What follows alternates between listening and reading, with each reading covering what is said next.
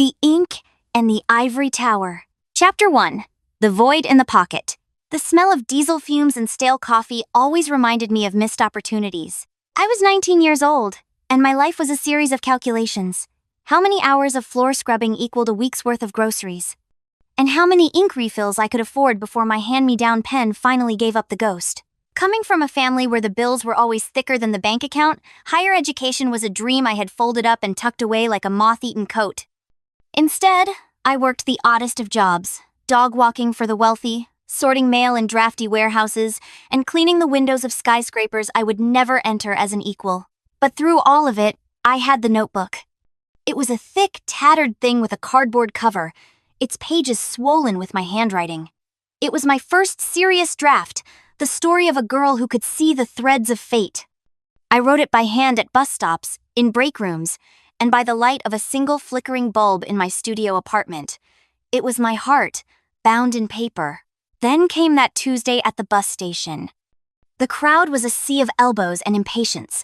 I had my battered suitcase in one hand and my canvas bag in the other. For one fleeting, terrifying moment, a surge of commuters separated me from my luggage. I spun around, heart hammering against my ribs, gasping for air. "My bag!" I cried out, my voice swallowed by the roar of an arriving engine. I found it within 2 minutes. It had been kicked a few yards away by a hurried traveler. I clutched it to my chest, hot tears of relief stinging my eyes. I didn't check the side pocket. I didn't realize that in the scuffle, the heavy notebook had slid out onto the grime-streaked floor. I only realized it 4 hours later. The silence of my apartment felt like a tomb. I searched the bag once, twice, 10 times. I dumped everything onto the floor. My socks, my spare shirt, a half-eaten granola bar. But the notebook was gone.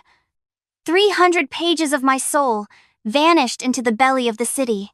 Chapter 2. The Scanned Ghost. A month later, the wound was still raw. I was visiting my Aunt Andrea's estate on the outskirts of the city. Andrea was the outlier of our family. Wealthy, sophisticated, and surprisingly kind. She had invited me over for tea, likely knowing I was struggling more than usual. My cousin Aaron was there with a group of his university friends. They were all 20 or 21, dressed in cashmere sweaters and smelling of expensive laundry detergent. They were literature students, the kind of people who spent their afternoons debating metaphors while I spent mine debating which utility bill to pay late. You won't believe the assignment Harrison gave us this week. One of Aaron's friends, a girl with perfectly manicured nails, giggled. It's this case study. He calls it the Anonymous Fragment. He found it somewhere and scanned it into the university archives for us to analyze. Aaron smirked, leaning back in his leather chair. It's a disaster of a manuscript, honestly. The grammar is a mess, and the handwriting looks like a bird stepped in ink and danced across the page. But the name on the first page, it's the same as yours, Michaella. Michaella Pyne. We all had a good laugh about it. I felt the blood drain from my face. My hands began to shake so violently I had to set my teacup down. "Wait," I whispered. "Did you say a scan of a handwritten draft? Called Michaella Pyne?" Aaron pulled out his high-end tablet, tapping the screen with a dismissive flourish. "Look, Harrison says we have to study its raw, unedited brilliance, whatever that means. Personally, I think he's just trying to show us what happens when someone without an education tries to play at being an author." He slid the tablet across the table. There it was. My handwriting, my crossed-out sentences, my coffee-stained margins. The very first line I had written 6 months ago. "The stars do not weep for us, for they are too busy burning." "That's mine," I said, my voice cracking.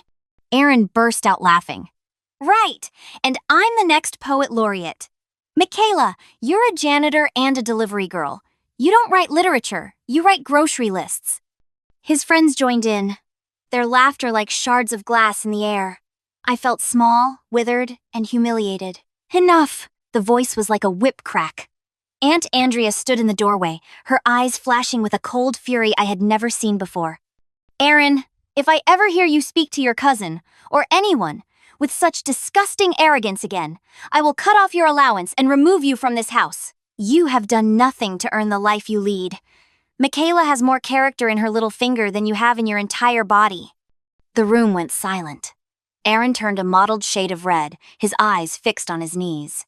"Now," Andrea said, her voice softening as she looked at me, "tell me exactly where this teacher is. because you are going to get your book back. Chapter 3. The Lion's Den. The university was a fortress of ivory and stone. I felt like an insect crawling through a cathedral as I searched for the office of Clyde Harrison. My anger had returned, fueling me, pushing aside the shame. How dare he! How dare he take my private thoughts and put them under a microscope for a pack of spoiled children to mock? I found his office at the end of a long, sun-drenched hallway. The door was heavy oak. I didn't knock. I pushed it open. Professor Harrison? I snapped. A man sat behind a desk piled high with books. He looked up, and for a heartbeat, my brain stopped working. He wasn't the elderly, dusty academic I had pictured. He was young, perhaps 28 or 29, with dark, messy hair and eyes the color of a stormy sea. He wore a crisp white shirt with the sleeves rolled up, revealing forearms that looked surprisingly strong. Yes? He said, his voice a deep, resonant baritone. My name is Michaella Pyne, I said, trying to keep my voice from trembling. And you have something of mine. He sat back, a slow, intriguing smile spreading across his face. Ah, the girl from the bus station. You were there? I asked, caught off guard. I was. I saw you tackle a man for his suitcase. Quite the performance. But you dropped this. He reached into his drawer and pulled out my notebook. I waited for you to return, but you vanished. I started to read it, and I couldn't stop. I couldn't find a way to contact you, so I used it as a teaching tool. I wanted my students to see what a real voice looks like, not the polished, hollow things they produce. You had no right, I said, my aggression returning. That's my property. He nodded, conceding the point. You're right, I apologize. But tell me, can you prove it's yours? Anyone can see a name on a cover and claim it. I marched up to his desk, grabbed a stray pen, and pulled a piece of scrap paper toward me. Without hesitation, I wrote out the entire 4th paragraph of the 3rd chapter. My hand flew across the paper, the words etched into my memory.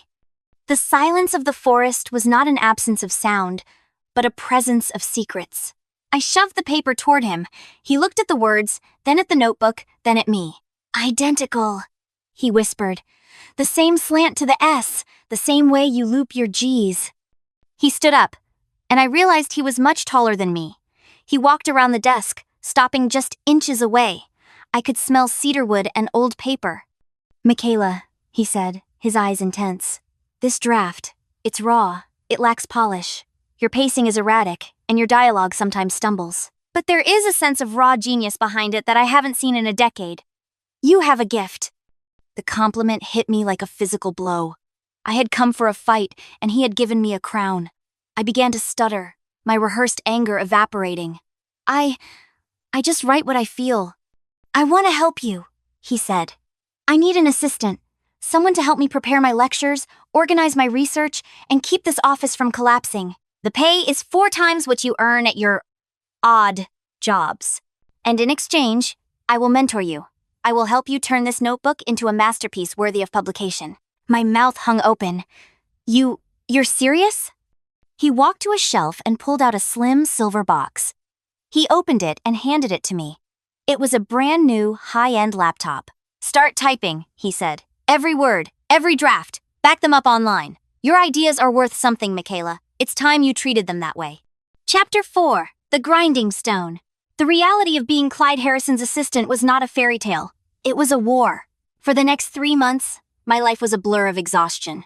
He was a tyrant. I had to prepare the presentations for every single lecture he gave, which meant I had to read every book he assigned, every research paper he cited, and every philosophical treatise he referenced. If a slide had a single typo, he made me redo the entire presentation. If my summary of a Dickens novel was too shallow, he sent me back to the library for another 5 hours. This is exploitation, I muttered one night, hunched over the glowing screen of the laptop he had given me. It was 11 o'clock, and I was still in his office, compiling data on 19th century linguistic shifts. It's education, he said from his own desk, not looking up from his grating. You think I'm making you do this because I'm lazy? Look at your own writing, Michaella. Look at what you've done this week.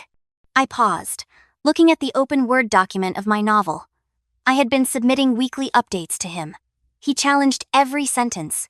He asked me why a character felt a certain way. He demanded to know the intention of every metaphor. And then it clicked. By making me research his lectures, he was giving me a university education in secret. I was learning the structure of language, the history of storytelling, and the psychology of character development. He wasn't exploiting me. He was sharpening me. I looked at him, the way the lamplight caught the sharp line of his jaw. He was a demanding, arrogant, and brilliant man. And he was the first person who had ever truly looked at me and seen something worth saving. But the world outside the office wasn't as welcoming. The female students in the literature department watched me with eyes like daggers. They saw me entering his office early in the morning and leaving late at night. They saw the way he looked at me during his lectures, not with the casual indifference he showed them, but with a sharp, expectant intensity. I was the janitor girl who had somehow bewitched the most popular professor on campus. I didn't care about their whispers. I didn't care about their disdain. Until the day of the theft. The class had been collecting funds for a short story competition, $500 gathered in a small metal box. One afternoon, while Clyde was in a faculty meeting and I was organizing his files, the box went missing. 10 minutes later, the door to the office burst open. A student named Kiara, a girl with a cruel smile and a father who sat on the university board, marched in, followed by a dozen other students. "There she is!" Kiara pointed a trembling finger at me. "The thief! I saw her, Professor! We all saw her hovering around the collection box while you were gone." Clyde walked in behind them, his face unreadable. "What is this? Michaella stole the competition funds!" Kiara cried, her voice rising in a dramatic, rehearsed sob. "She's a girl from the slums. She probably hasn't seen $500 in her entire life. How can you trust someone like her in your office?" I stood up, my face burning. "I didn't touch your money. Search her bag," someone shouted. Clyde didn't move. He didn't look at Kiara. He looked at me. "Michaella?" "I didn't do it, Professor," I said, my voice steady despite the terror clawing at my throat. If I was accused of theft, my career, my book, my life, it would all be over. Clyde turned to the class. "Kill the lights." "What?" Kiara blinked. "The lights," Clyde said, his voice dropping to a dangerous level. Now. A student flipped the switch. The office plunged into darkness, save for the pale moonlight filtering through the window. Clyde pulled out his phone. He didn't turn on the flashlight. He tapped a few buttons, and a strange violet light flickered from the screen, a filtered flash. He snapped a photo of Kiara. Then he walked over to me. "Professor?" I whispered. "Lift your hands, please. Palms toward me," he said. I obeyed. He took a photo of my hands with the same violet light. He seemed excited, almost giddy. "You see," Clyde said, his voice echoing in the dark, "I got into writing because I was a fan of old-school mysteries, Arthur Conan Doyle, Agatha Christie, and I learned a few tricks. Like the fact that certain powders, invisible to the naked eye, glow like the sun under ultraviolet light. And I just so happened to dust the money envelope this morning." He tapped his phone, and the large projector screen on the wall flickered to life, connected remotely to his device. The first photo appeared. My hands. They were clean, dark silhouettes against the violet glow. The second photo appeared. Kiara's hands. They were glowing a brilliant, neon green. Every finger, every palm, even the cuffs of her expensive sweater were stained with the evidence of her theft. The silence that followed was absolute. "By the way," Clyde said, his voice like velvet over steel as he turned the lights back on, "if I catch anyone bad-mouthing my assistant again, I'll make sure they never get trusted with writing anything more relevant than the instructions on a shampoo bottle. Do I make myself clear?" Kiara was led away in tears as campus security arrived. My status at the university shifted in that single hour. I was no longer the outsider. I was the untouchable. And as the weeks turned into months, the late-night sessions in the office began to change. The tension wasn't just about grammar anymore. It was about the way his hand would linger when he handed me a book, and the way the air seemed to hum whenever we were alone. Chapter 5. The Muse in Moonlight. The months bled into a single frantic rhythm. I was no longer just typing, I was bleeding onto the keyboard. The novel, now titled The Lost Pages, had become a living thing between us. One evening, the university was silent, the shadows stretching long and thin across the linoleum floors. I finished the final sentence of the final chapter. My fingers trembled as I hit save. Clyde was standing by the window, his silhouette sharp against the city lights. He didn't ask for a critique. He didn't pick up his red pen. He simply walked over, closed the laptop with a soft click, and looked me directly in the eye. "It's done," he said, his voice a low vibration that seemed to settle in my very bones. "And, Michaella, it's going to stir plenty of hearts." I looked down at my hands, no longer stained with ink, but steady. "I couldn't have done it without you." "You did the work," he countered. "I just provided the whetstone. You were always the blade." He reached into his jacket and pulled out a heavy, cream-colored envelope. "The big three publishers are hosting their annual literary gala this Friday. It's the most exclusive event in the industry. I want you to go as my guest." I laughed, a sharp, bitter sound. "Clyde, I don't own a dress that costs more than $10. I can't go to a gala." "Consider it an advance," he said, stepping closer. "On your future royalties, I've already taken the liberty of arranging a fitting. You aren't going as my assistant, Michaella. You're going as a peer." When Friday arrived, I didn't recognize the woman in the mirror. The gown was a deep midnight blue that seemed to shimmer like the stars I had written about. It hugged my curves and flowed behind me like a river. My hair was swept up, exposing the line of my neck. When I stepped out of the dressing room, Clyde was waiting. He was in a tuxedo, looking more like a predatory lord than a professor. His gaze swept over me, and for a moment, the air in the room vanished. The professional distance we had maintained for months crumbled in the heat of his eyes. He didn't say a word, but the way his hand found the small of my back told me everything. Chapter 6. The Verdict of the Elite. The gala was held in a ballroom that felt like the inside of a jewel box. Crystal chandeliers dripped from the ceiling, and the air was thick with the scent of lilies and ego. As we moved through the crowd, I saw them. Aunt Andrea, looking regal in gold, and beside her, Aaron. His face curdled the moment he saw me. He was flanked by a group of his wealthy classmates, all of them nursing champagne flutes like they were scepters. "Well, look at this," Aaron sneered, stepping into our path. The maid found a glass slipper. "Tell me, Michaella, did Clyde write the book for you, or did you just provide the inspiration in his office late at night?" The circle of socialites around him snickered. I felt the familiar heat of shame rising, but before it could take hold, a cold, formidable woman stepped forward. It was Evelyn Bridgestone, the head of the city's most prestigious publishing house. "Is there a problem here?" she asked, her eyes sharp as needles. "No problem," Aaron said, his voice oily. "Just wondering about the rumors."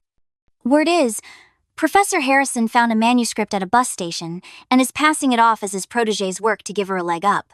It's quite the scandal, isn't it?" The room went silent. I felt the eyes of the entire industry turning toward us, heavy with judgment. Clyde didn't flinch. He didn't even look at Aaron.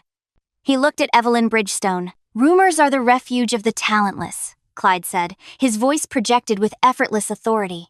"But facts are much harder to ignore. 3 weeks ago, I submitted a manuscript to the National Emerging Voice Award Board under a blind review pseudonym. Tonight, the winner was announced." He reached into his breast pocket and pulled out a tattered, sweat-stained black and white marbled notebook. The room gasped. It looked like trash in this room of gold.